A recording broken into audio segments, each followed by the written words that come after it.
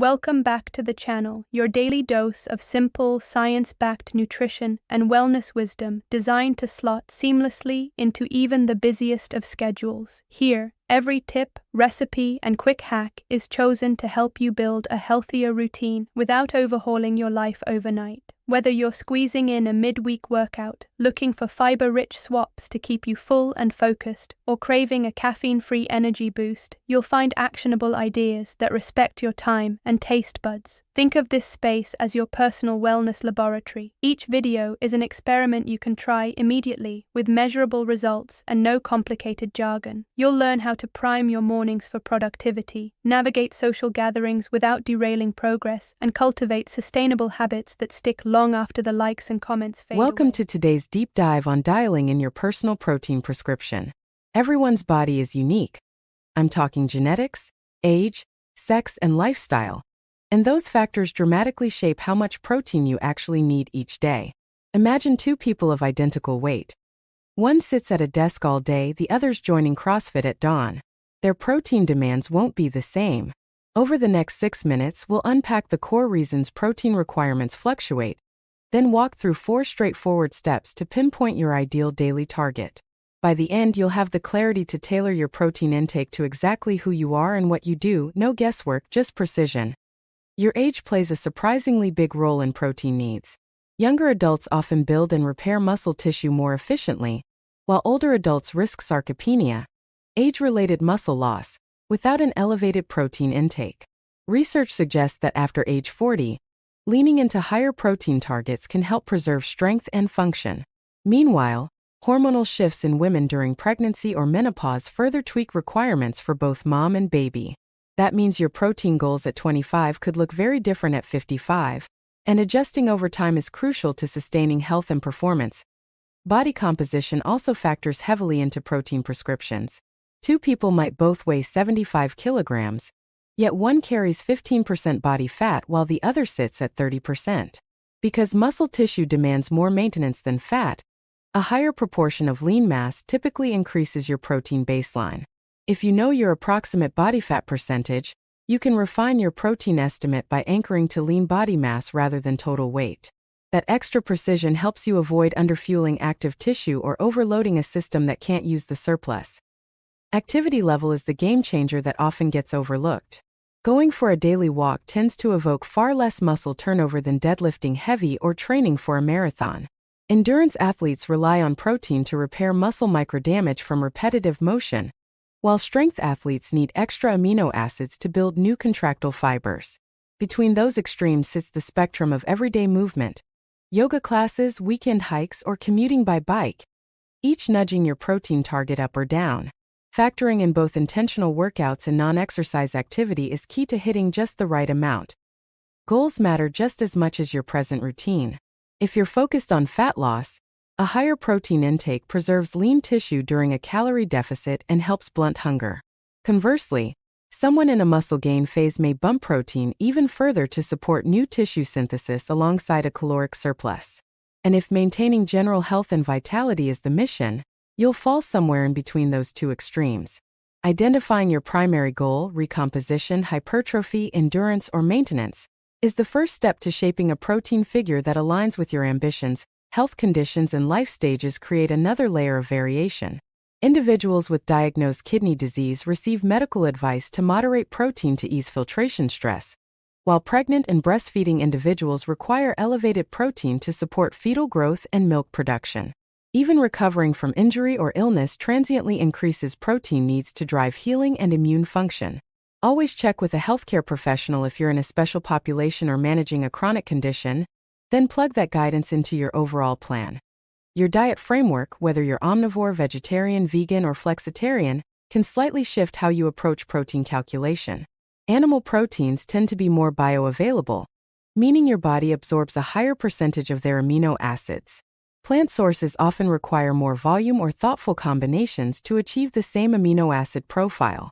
That doesn't mean vegans need higher numeric targets, but they do benefit from diversity. Pairing legumes with grains or seeds with nuts to ensure all essential amino acids are covered efficiently. Meal timing and daily routine further fine-tune protein demands. Someone on a non-stop work schedule may opt for more protein at breakfast to stay satiated until lunch, while an evening-focused exerciser could skew intake toward post-workout meals. Fasting protocols, shift work, and travel schedules also influence both when and how much protein you consume in each sitting. Crafting a plan that dovetails with your lifestyle, rather than forcing you to append it, drives sustainable results over the long haul. Bioavailability differences between protein sources matter when you're zeroing in on an exact gram count. Whey protein, for instance, boasts a high biological value, BV score, meaning your body uses its amino acids with exceptional efficiency. Soy ranks just below, and plant-based blends of rice, pea, and hemp fill in the rest. If you rely heavily on lower BV proteins, you might increase your total grams slightly to achieve the same net, usable amount of amino acids. That nuance becomes relevant when you're a perfectionist about hitting macros to the decimal. The takeaway: there's no universal protein prescription.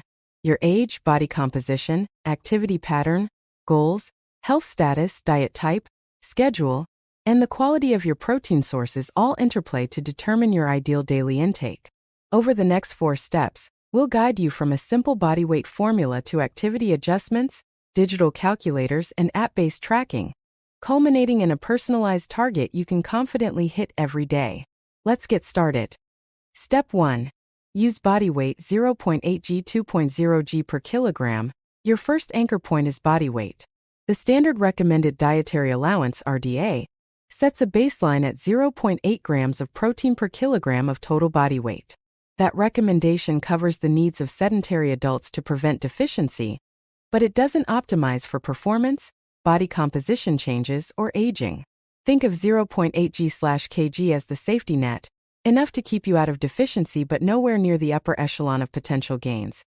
From there, most active or goal-driven individuals land in a range between 1.0 and 2.0 grams per kilogram. For general health and mild to moderate activity, aim for 1.2 g/kg. If you're lifting heavy weights or undergoing intense training blocks, bump up to 1.6 g/kg. Bodybuilders and elite athletes often approach or slightly exceed 2.0 g/kg when pushing for maximal muscle gain or during calorie-restricted phases to preserve lean tissue. Converting from pounds to kilograms couldn't be easier. Divide your weight in pounds by 2.2. For a 165-pound athlete, that's about 75 kilograms. At the mid-range target of 1.6 g/kg, multiply 75 kilograms by 1.6 to land on 120 grams of protein per day.